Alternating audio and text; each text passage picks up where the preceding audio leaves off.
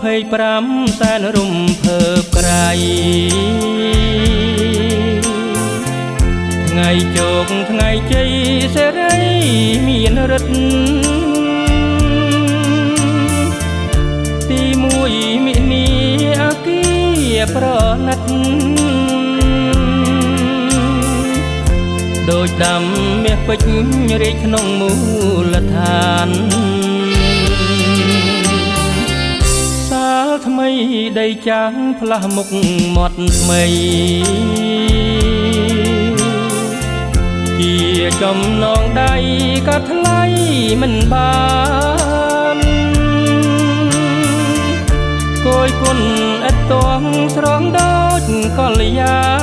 នរកអ្វីប្រៀបបានដូចឋានសួគ៌ឆ្នាំថ្មីសាលថ្មីល្អអ្វីម្លេះទេរែងពីបបេបានសាលហេតុនេះជា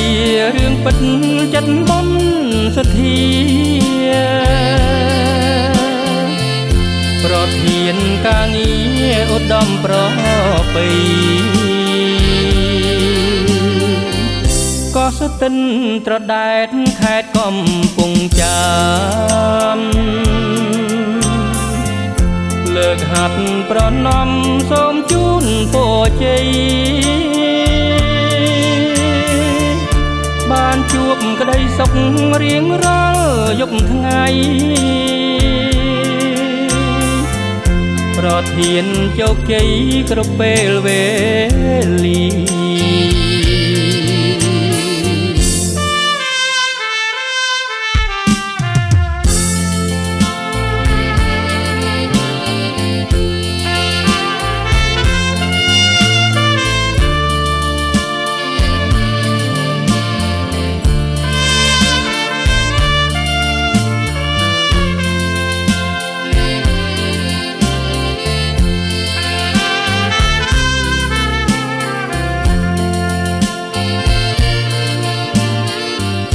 ឆ្នាំថ្មីសាលថ្មីល្អអ្វីម្លេះទេរែងពីបបេបានសាលហេតុនេះជារឿងពិតចិត្តបំសទ្ធាប្រធានការងារឧត្តមប្រពៃក៏ស្ទឹងត្រដែតខេត្តកំពង់ចាម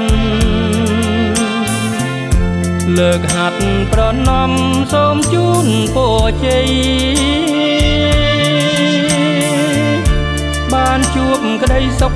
រៀងរាល់យប់ថ្ងៃ